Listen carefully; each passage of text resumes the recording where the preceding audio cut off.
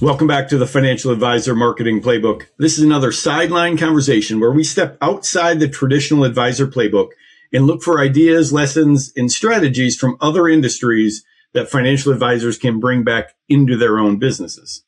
Today, I'm joined by Vance Morris, a former Disney leader, customer experience expert, and founder of Deliver Service Now. Vance spent years inside one of the most respected service cultures in the world, and now he helps businesses create experiences that are more memorable, more referable, and more profitable.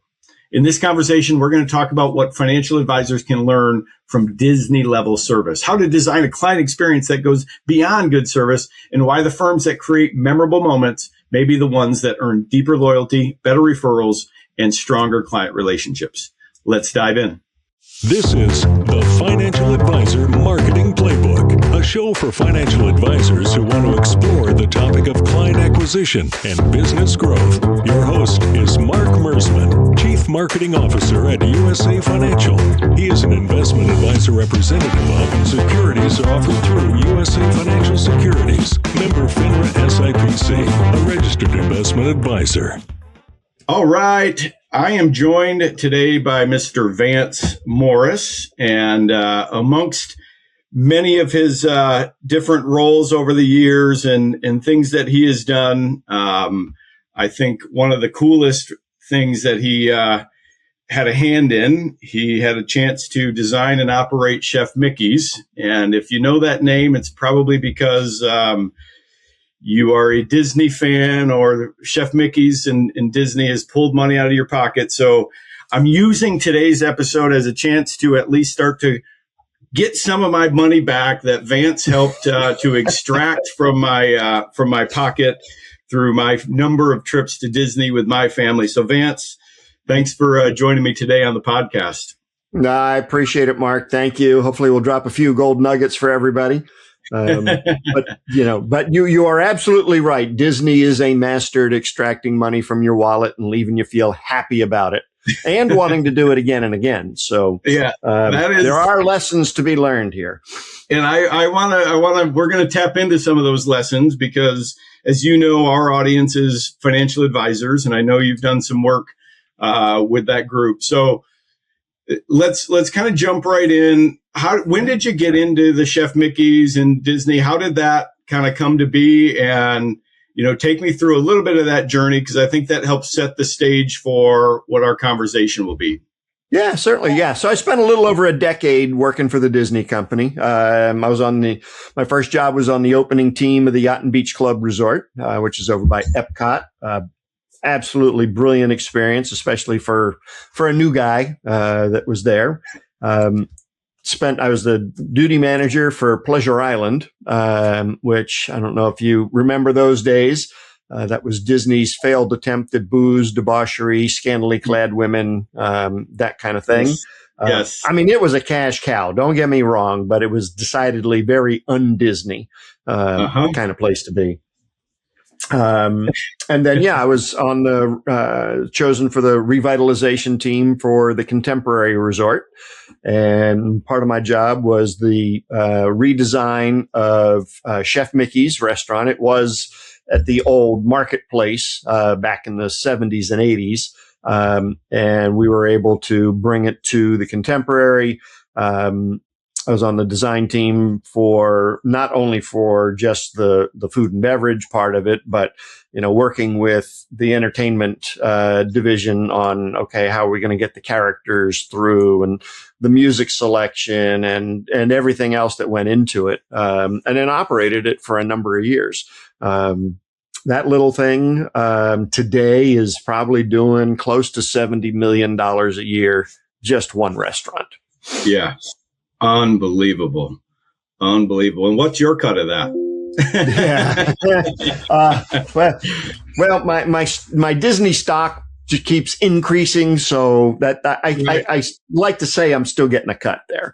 There you go. So when you look back now, you were there for a decade, and now you've kind of shifted into consulting. I know you've done some other things along the way, but a lot of the consulting work that you're doing is leaning on the experience that you learned through Disney. And you got the ultimate crash course, master's degree, PhD on experience marketing, right? When you look back now, what did Disney understand about experience that most small businesses, including financial advisory firms, still miss? It's systemizing them or creating processes around them to consistently deliver a great experience. So Disney knew that it couldn't just rely on, employees to do things that were going to be above and beyond. So they had to systemize the surprise and delight pieces. And that's where financial advisor firms, they rely on Marge at the front desk and how she's feeling that day, to deliver a wow experience. And instead of relying on the personality of the employee, there should be a process behind surprising and delighting and creating experiences. That way they're done consistently so that, the guy that comes in at 9:00 in the morning and the guy that comes in at 5 PM, they get the same great experience. And it doesn't, hinge on whether Marge has had a bad day or, it's the end of the day and she's tired. If there's a system to follow, you're going to be able to deliver that experience again and again and again. But what is that like in practical terms? Because I think a lot of people, a lot of advisors will hear this and think, well, we give great service. And we already, we've been giving great service for years. Our clients will say we give great service. What's the difference between good service and the design client experience? Because I think that's really the distinction here. Yeah, well, definitely. So let me, I'm not going to be evasive. I will definitely answer the question, but let me preface it with this. There was a study a couple of years ago, and they asked a whole bunch of business owners how many of them delivered great service. And 80% of the respondents said, yes, we deliver great service. I don't know why it wasn't closer to 100. There's 20% of people out there think they suck. But then they went and they interviewed the customers of those businesses, and only 8% of the customers said those businesses deliver great service. So there is a huge disconnect right now between what we think we're delivering and what our customers are experiencing. So unless you're thoroughly measuring it, either with NPS or something else, I would caution business owners to say, yeah, we're delivering great service. Now, they may be delivering satisfactory service, which is, we're doing what we say we're going to do. But that's not going to get you referrals, word of mouth marketing, and your clients are susceptible to being taken away because, he did what he said he was going to do. There was nothing extra. So when we look at systemizing surprise and delight, you want to, what I call Disneyfy, which is creating experiences out of the mundane. So we all have boring, mundane things we have to do day in and day out to keep the business up and running. Disney's just figured out a way to create an experience out of it. Answer the telephone, greet guests, etc. So I was working with a financial advisor out in California. She's in one of those office complexes. It's probably got like 200 tenants in it, and people had a hard time finding her.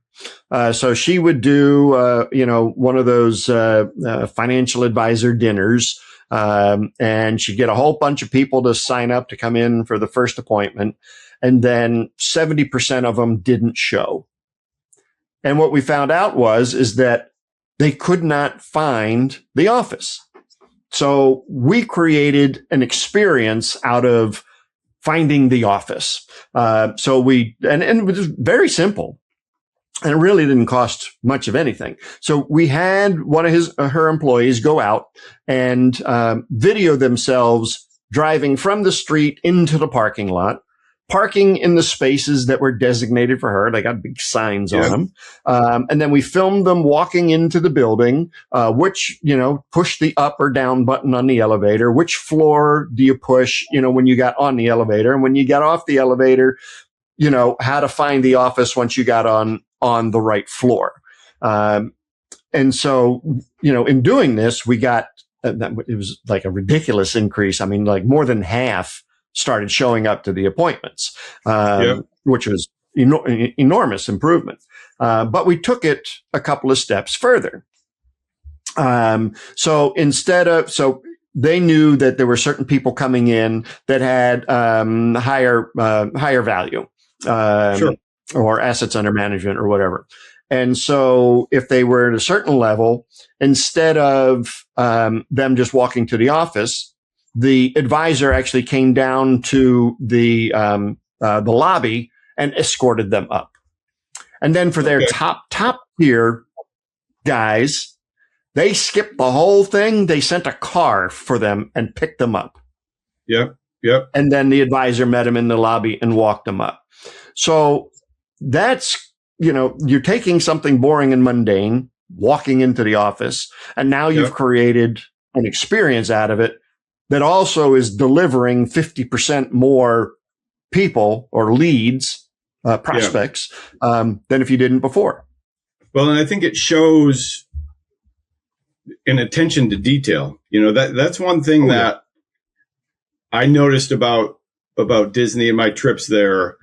They don't leave anything to chance, right? They've got every detail, and they spend tons and tons of money and time and research on, moving people. I mean, arguably they're the best at moving people from A to Z and getting you into a place where you're ready to spend more money and enjoy the experience. And I think advisors lose sight of, they focus their attention to detail in the areas that, yes, they're important, portfolio management, products, that sort of stuff. But I think people like to see that, because if you're showing that attention to detail to a prospective client from the early going, immediately they're going to connect the dots to say, boy, if they're this attentive right now, imagine what they're going to be when I'm a client and how they handle their everyday affairs. So, I mean, let's just take the entrance into the office. So when I visited an advisor, they had me come in, and we were going to work one-on-one with their team on creating these experiences. My first day in, I went in, and the receptionist, very nice lady, offered me some water. I said, "Great, yes, love some water." And she came out with a 4-ounce styrofoam Dixie cup of, probably tap water. And and these are people that, like, their minimum fee is like $15,000 a year, if not more. And I said, this is not congruent with who you are or who you say you are. So I said, look, you're offering water, right? You're getting a $15,000 fee. Could you maybe spring for some bottled water? Right.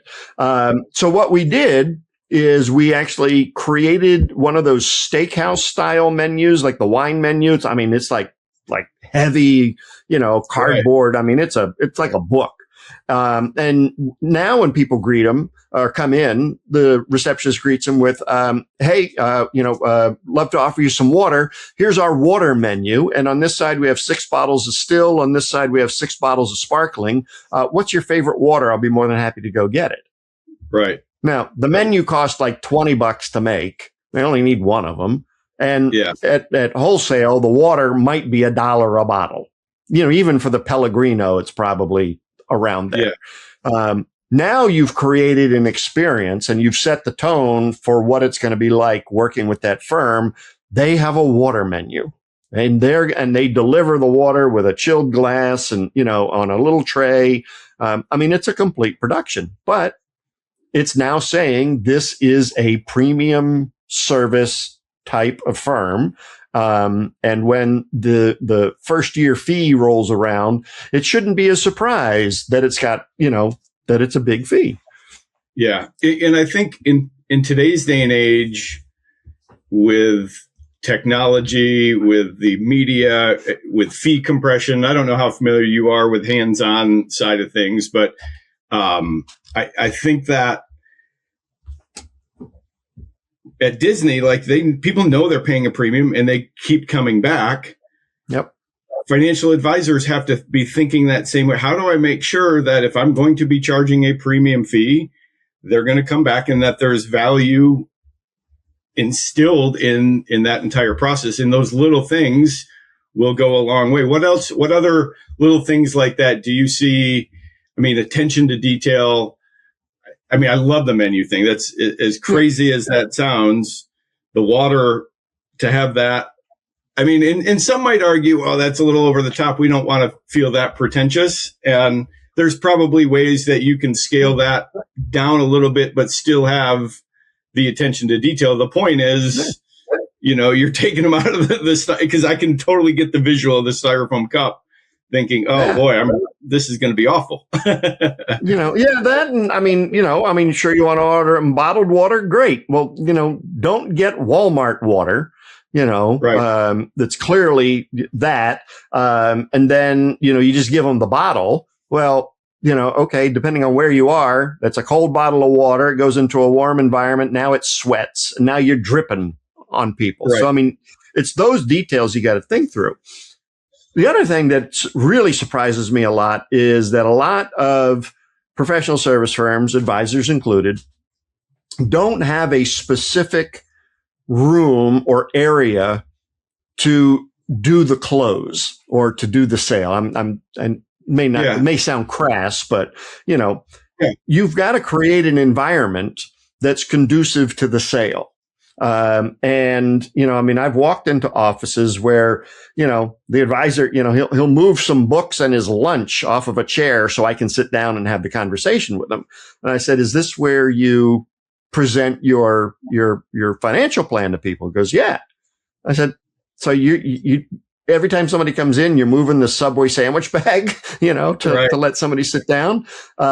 Your office is a disaster. I mean, which is fine. I mean, they're working guys. I get it. But you should have some place that is the room where you do this, maybe an outer office so that they don't see the inner office. Is the room set up with happy, smiley pictures of current clients, events that you've been to, celebrities that you've met? All of that stuff should be in this room, saying that this is a fun, happy, credible, and profitable place to be in. Have you been featured in articles? Great. Well, you should have those reprints, framed and put on the wall in the closing room. It's not, go ahead. I'm sorry. This is the Disney backstage, front stage stuff. Yeah. Because I mean, there's a lot that goes on backstage at Disney that is not pretty necessarily, right? No. It's where the look at the trash area, Yeah. And Disney leans on that heavily, it's, you don't see the Disney princesses on their smoke break type of deal, right? I say we're tongue in cheek, but. Well, I mean, I dated Cinderella for a while. She was a rough smoker back then. Hey, how you doing, kid? No, she wasn't right there. But looking at attention to detail, and you mentioned on stage, off stage, is what is your on stage in your office? And it's not only physical, but it's also attitudinal.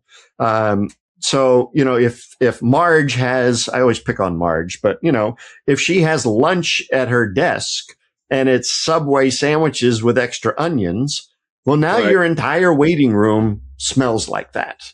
And if you don't give Marge a place to eat, somebody's going to walk in and she's going to look up over the desk and, she's going to have food on her face. So those are the on-stage, off-stage decisions that you have to make. Are you going to allow employees to, eat where you're clients can see you. What are the rules for breaks and where do we do them? And then, looking at the attention to detail, every detail in your business is either enhancing or detracting from the experience. So if you've got dusty houseplants, well, that's not helping your cause. That's a detraction. Right. If your furniture is, got some stains on it, or you don't clean it, or there's a musty odor in there, all that stuff detracts. Any one of those is not a deal killer, but if you add 2 or 3 or 4 of them together, now it's a complete, this feeling of, do I really want to be here? Yeah. In some of your work, you talk about businesses losing clients that they don't even realize they're losing. Mm-hmm. What does that look like at a financial advisory firm? And what do you mean by that? Yep. So, in an advisory firm, when a client leaves because the money goes. Right. In regular businesses, a plumber or a bookstore, you don't know if your customer's going to somebody else when they call somebody else because they never called you back. So those are the people that are quietly leaving you because you didn't do anything to remind them that you exist. You might have done a great job. I got an HVAC company here. They did a great job. They wore little booties. They explained everything. The technician was fantastic. They fixed the problem, reasonable price, all that great stuff. And then this year, the air conditioner didn't kick on the first hot day. And I'm walking around and I'm like, they didn't put a magnet on the unit. I couldn't find the invoice or a business. I had nothing. And in the year and a half since I had had their service before, I'd never heard from them again. So no email, no postcard, no newsletter, nothing. So what did I do? I went back to Google to find an HVAC. Now, I might have called them back. I might have called somebody else. I got no idea. So it's our job as business owners to remind our clients that we exist. Okay. So you need to have an existence system. And from what I understand in the advisory space is that when the primary person dies, more than 80 or 85% of the money leaves the firm because there's no relationship with, the wife or the husband or, next to kin or anything. So they'll, their Uncle Fred is an advisor. So they take the money out of your firm and they go to Uncle Fred and have him do it.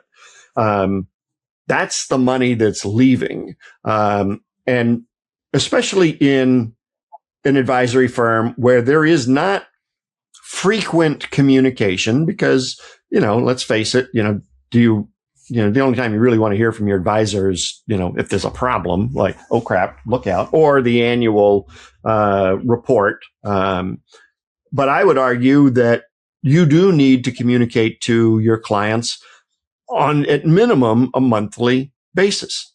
And this has been proven again and again in my own businesses and in my clients' businesses that if they implement a monthly newsletter, in print, not electronic, in print, and send it to their clients, their retention numbers are increased exponentially.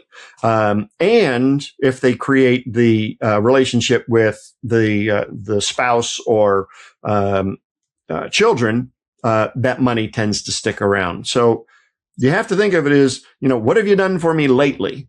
And if you haven't heard from your advisor in 6 months, you're like, geez, is he doing any work? What's going on?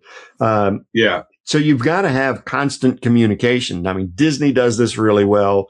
Harley Davidson does this really well. Apple does this really well, where they keep in contact with their customers, reminding them of the great purchase that they made, but also creating a community of other users or buyers.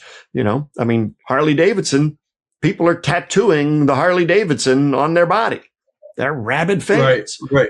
Apple, Every time Apple comes out with a new product, there's, a line wrapped 3 times around the block trying to get at it. Google comes out with a new product and you don't even know about it.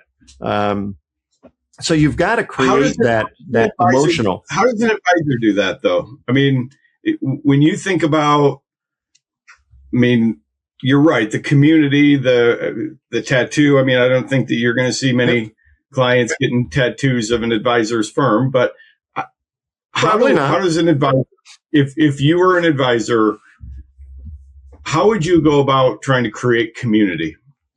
Sure. So a couple of on the inexpensive side is the print newsletter, and you don't talk about the new investment vehicle or anything like that. You talk about yourself. Or you entertain. It's like Reader's Digest light. So I used to shamelessly use my children in my marketing, for my home service businesses. And so my children had all these thousands of aunts and uncles, watching them grow up. And we were in the grocery store. My daughter did, ballet, a real quick story. And so every year I took a picture of her in her tutu, at the recital, and I put it in a newsletter. And when she was about 10 or 11 years old, we're in the grocery store and this lady comes running up to my daughter and says, "Oh my God, Emma, how was your recital?" Right. Now, we were immediately, I'm thinking we got to go hide in the frozen food section. But then I had to think, she's one of my customers. She has watched my children grow up. This lady is never leaving me, right? Unless she either moves away or dies. That's the power of creating these emotional connections.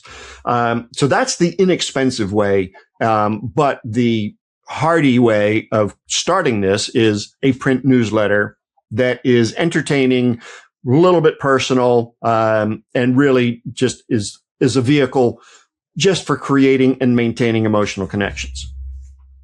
Then, depending on your firm, I've got, one of my clients is doing, they do an annual crab feast. We're in Maryland, so crabs are a big thing. And it's just a celebration of all of his clients. And, probably costs him $30,000 to do this. About 100, 110 people show up. And he was like, this is really, he was upset because he has clients that are all over the nation and people aren't going to fly in for a crab feast. So it was just the locals around the Baltimore area coming. So he started having virtual crab feasts. And so he would, anybody that wanted to get on a Zoom with him and his wife, they would send them a complete steamed crab kit with beer and mallets and the crabs. And they sit down on a Zoom call, and they all crack crabs together. There's no talk of business or financials or anything. It's just a get to know you, continue the relationship kind of thing. And I've seen that work with all sorts of things. They will, they do a, once a year, they'll do a virtual barbecue and they'll get either St. Louis or Texans barbecue, mail the barbecue out to everybody, and they just have a big Zoom meeting. Well, not meeting, but Zoom call. And everybody's just chowing down on the Texas barbecue. So doing those kinds of things, curating events. One client that takes events on winery tours, and they set it up. So they're doing this stuff together. And, other clients get to meet other clients. A lot of times even business becomes out of that, like two clients meeting each other, and all of a sudden they have the financial advisor to thank because it was a chance meeting at one of their events. And now they're doing, 6 and 7 figure deals together. So those are a few ideas I would have for them. Most advisors will say, it's no secret, the referral or introduction, the best client or best prospect you can get, right? Very few have a real referral system. How do you engineer a kind of an experience that makes referrals more natural? And I guess kind of the follow up to that is what has to happen before a client feels proud to introduce their advisor to somebody else? Right. Well, I think one of the first things is you got to give them something to talk about, your clients. And so like at the end of any interaction, this is what I tell, my clients is you want people going out and saying, oh my God, you'll never guess what happened at the financial advisor's office today. Now, that conversation doesn't happen. I mean, nobody goes home, sits at the dinner table and says, oh my God, you'll never guess what happened at the oil change today, just because there's nothing to talk about. So you've got to, if you're creating the experiences, it's going to naturally get people saying, oh my God, I just went on a wine tour with my financial advisor. Oh, really? Who's that? My guy doesn't do that. And so you've got those things that we talked about that are creating community become natural talking points that get people talking and doing the referring. Now, as far as a referral system, yes, you need to have something in place. And I call it for me. So like I do this in my, I have 3 home service businesses that I own here in Maryland. One of them is a mold remediation company, and we rely 90% on referrals for our jobs. But I don't just leave it to chance. We actually engineer them. So we've got a marketing person, and they go around in our area to anybody who could be a referral source. Real estate agents, plumbers, people that go into other people's homes, even like homeopathic doctors and chiropractors that are treating mold sickness.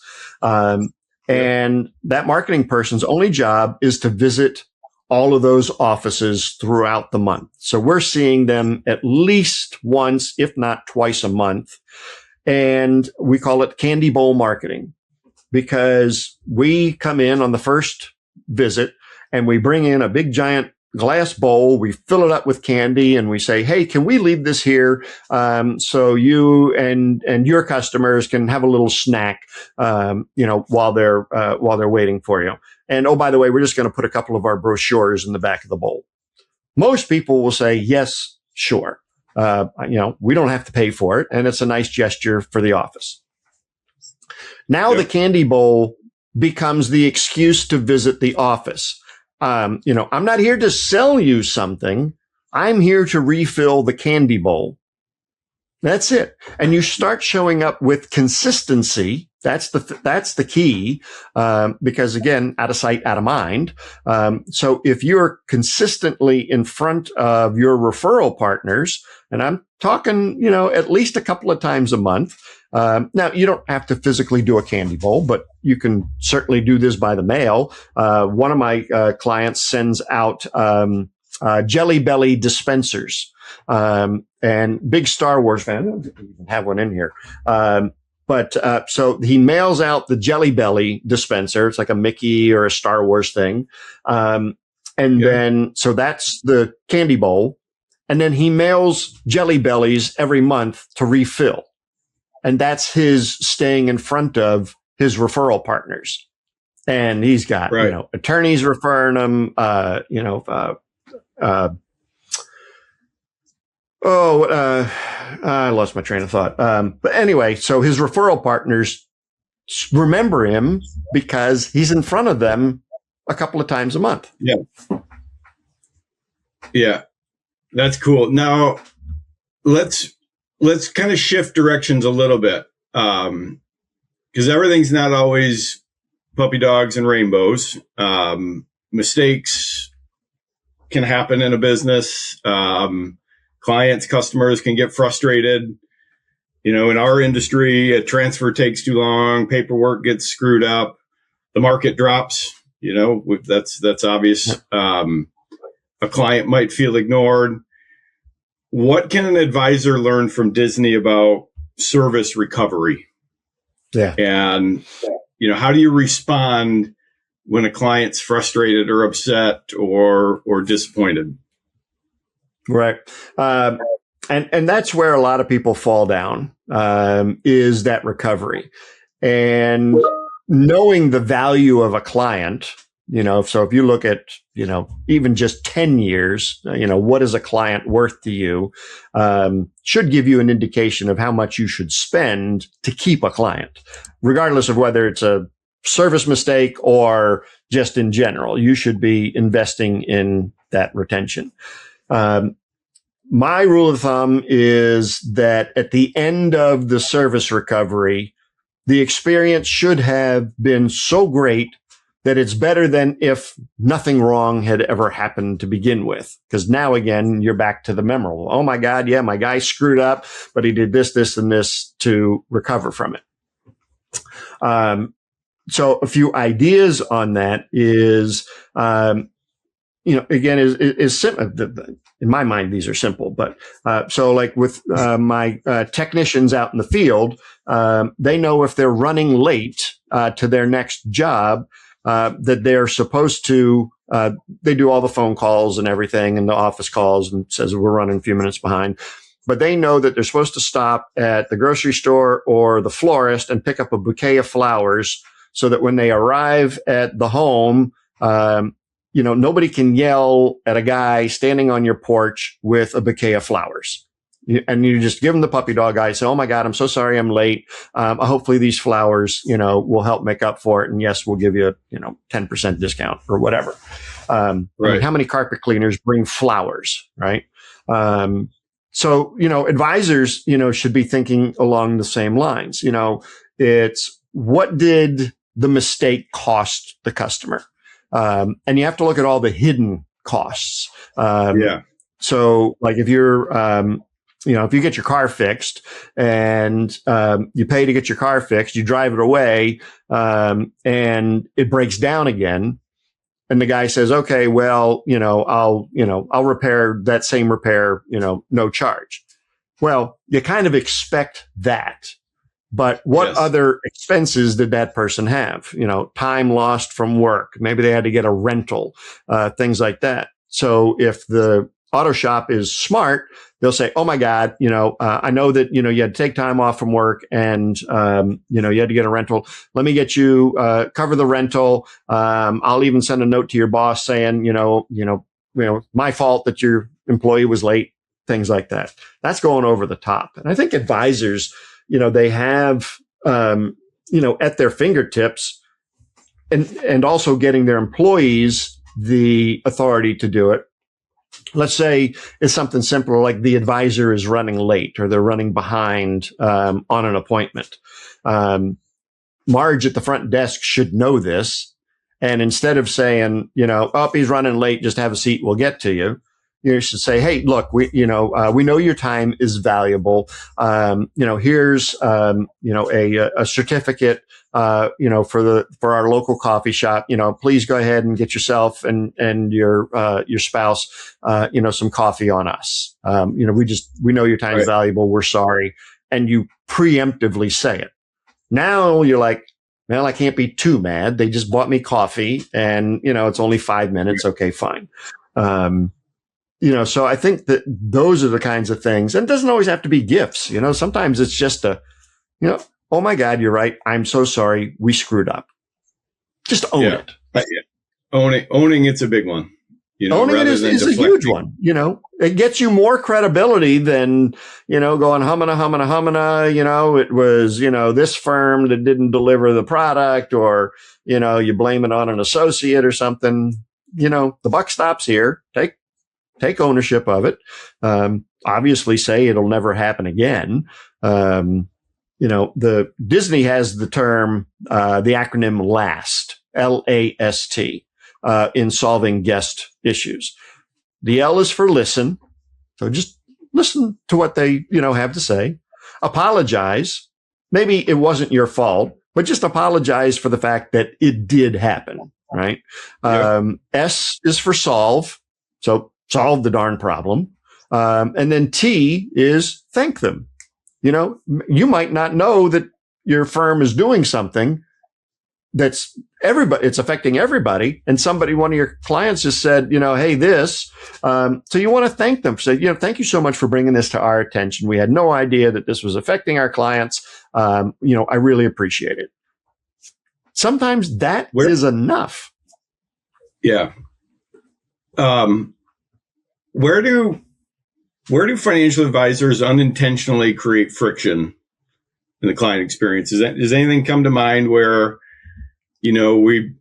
because everything Disney does feels very intentional if you understand it. I mean, there's a lot that people think is unintentional, but is very intentional.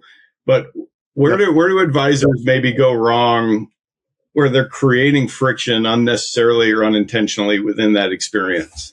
Yeah. I think a lot of it is when, the advisor is doing things or the firm is doing things, crunching numbers, et cetera, preparing plans and policies.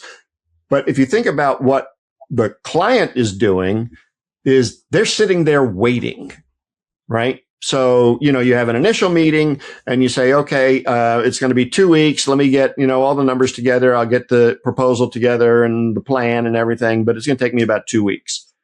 Great. So the firm is working. Okay. We're not debating that, but the client is waiting. And when you wait, you're like, geez, did they forget about me? Are they really doing anything? At Disney, you wait a lot. You wait for food, you wait for attractions, wait for transportation. But Disney entertains you while you're in line. They call it line-ertainment. Actually, being in line sometimes is, part of the show. Waiting to get into the Haunted Mansion, there's, the tombstones to read, and you can play with the organ, and there's cast members walking around. So for us, we have to entertain our clients while they're waiting. So do we, okay, first meeting's over. Great. Do we already have a pre-written, handwritten thank you note, thanking them for the meeting and letting them know we're going to go on, and it goes in the mail that day so that 2 days later it arrives at the house. Is there a follow-up phone call from the advisor or somebody in the firm? Is there did the advisor write a book? Did we get the book in the mail to them? So you don't have to, you don't have to sing and dance and do that kind of entertainment.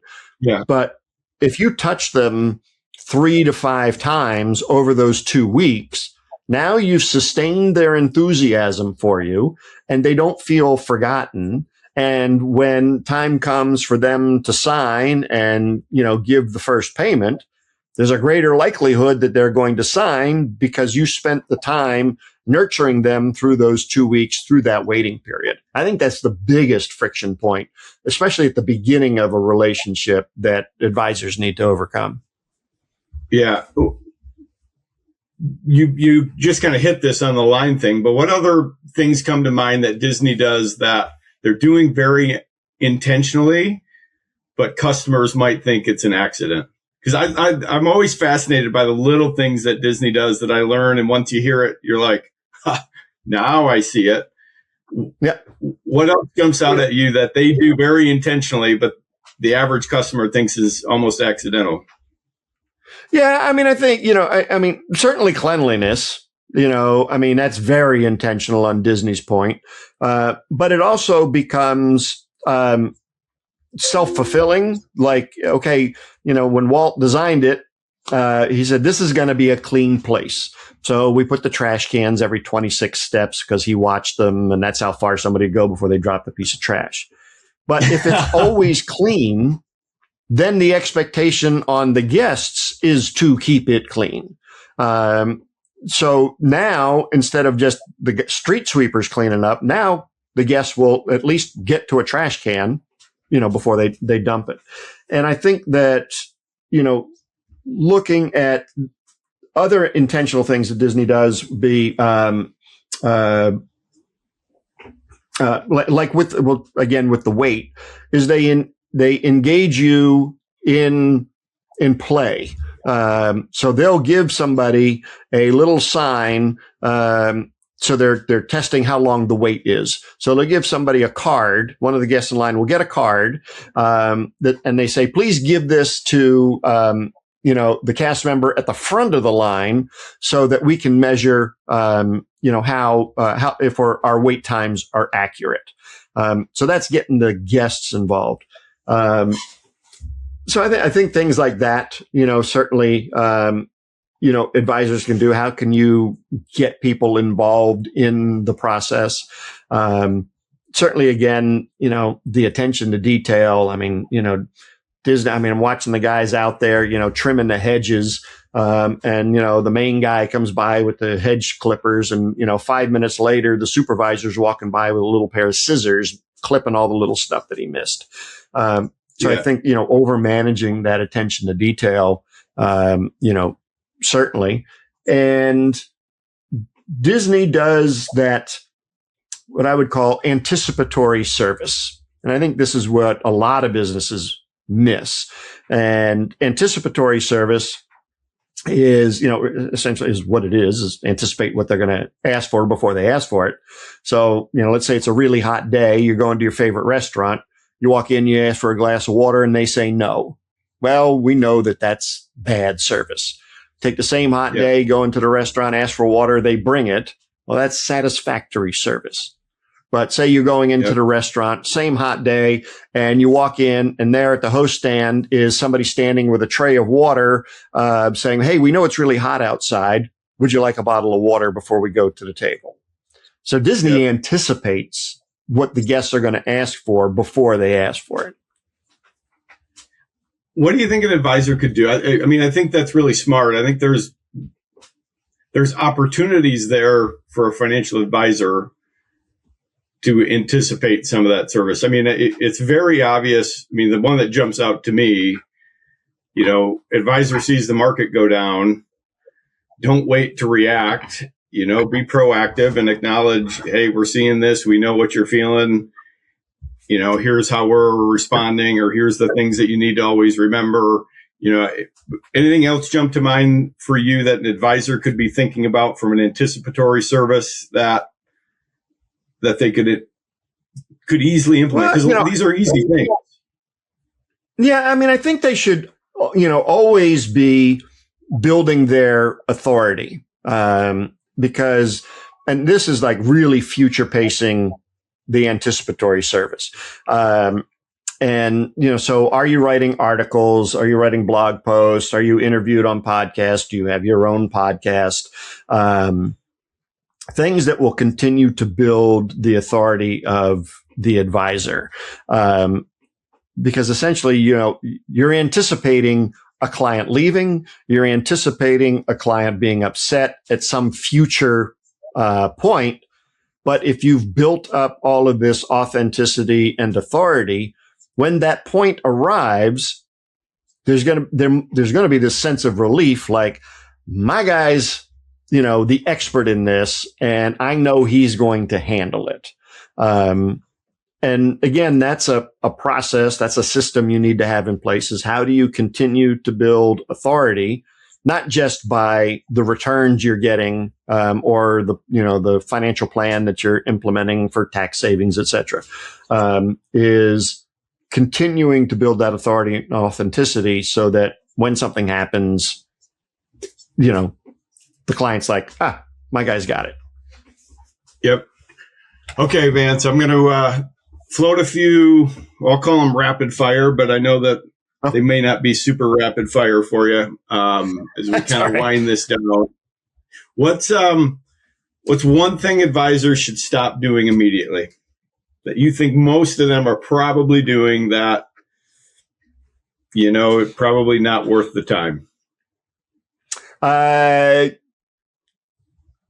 Being viewed as a commodity, because we're all in commodity business. I mean, a dentist is a dentist is a dentist, an advisor is an advisor is an advisor, and stop focusing on what everybody else is doing, and focus on what you can do to increase the level of the experience. They charge $7,000 down the street. I can't charge more than $7,000. It's that stinking thinking. You got to get that out of your head. So yeah, I would say that definitely stop comparing yourself to other advisors. And you answered my second question. One thing an advisor should start doing this week. And anything come to mind? I mean, the newsletter, I think, is a good little tip, something to think about. Yeah. No, I mean, you know what? I mean, this week, the first thing this is not sexy, but they should map out their customer journey. Okay. From point A to point Z. And from the point of view of the client. And, so every time there's an interaction between the firm and the client, that's a point on the customer journey. And you map out the entire thing. And then you look for points there where can we create an experience that's going to have a significant impact either on customer satisfaction or, profitability for us? Where can we create that experience? And maybe it's step number 14, maybe it's step number 1, and prioritize them and then just take them one by one. And working. By the end of the year, you'll have, 15 or 20 new experiences for your customers. But unless you map it out, you'll never know what they are. And I would add to that, when they're going through that process, engage their team in that process as well. Oh, yes. Yeah, 100%. Oh, gosh. Their team, I should have said that. Yeah. Sit down with your team and do it. Their team sees a lot that they don't realize, that is going on in that customer journey for sure. Yeah. Best Disney lesson that applies to financial advisors? Systems. Hard systems. If it's not a system, it ain't happening. Yeah. Your favorite book and why? Can I say 2? You can give me 2. Absolutely. I'll give you 2. So, Napoleon Hill's 16 Laws of Success. There is the one in there that I love is accurate thinking, because there is so little of it these days with a lot of people. And it's timeless. I reread it probably once every year, if not every other year. And then really any book by Dan Kennedy. He has The Ultimate Marketing Plan. Or The Ultimate Sales Letter. They're both kind of similar. But just for being able to come up with a marketing plan and not have to invest, $1 bajillion, it's just absolutely brilliant for any business. Yep. It's still applicable today. I mean, it's old school, but it is very much still applicable today. So, yep.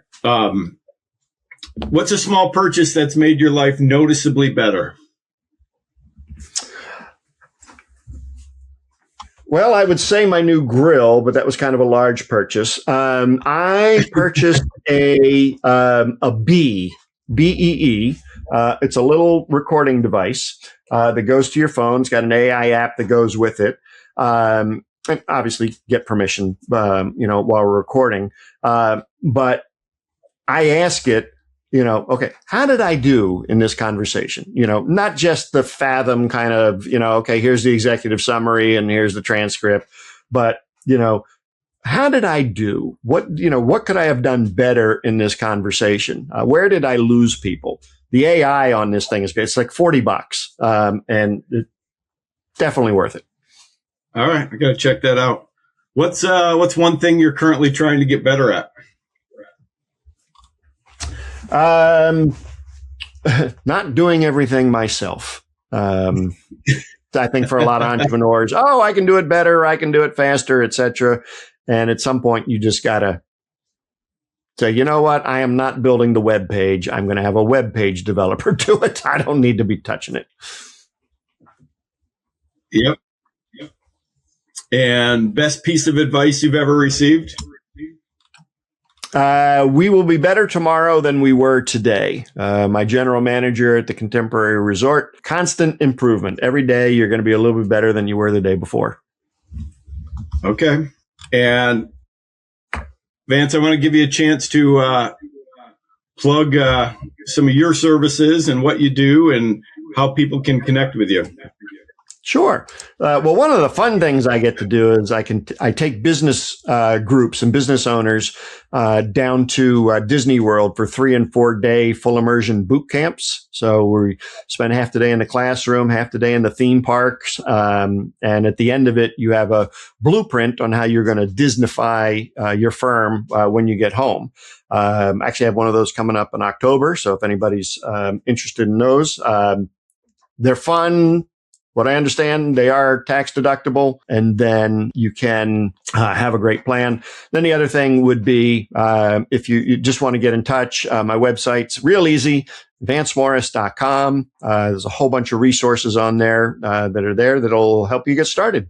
As luck would have it, technology worked against me, and that actually concluded my part of the interview because Vance was left hanging. So this is my attempt at a service recovery here, if you will. Vance, the consummate professional that he is, gave a little bit of a pitch there at the end.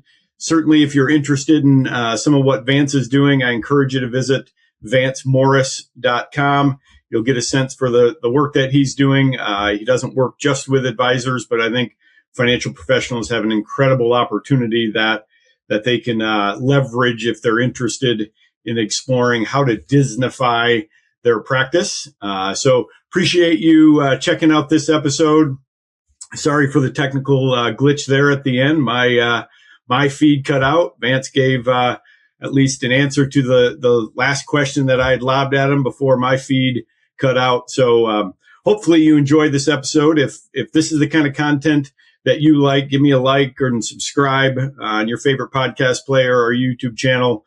Appreciate you joining us for this episode of the Financial Advisor Marketing Podcast. Take care.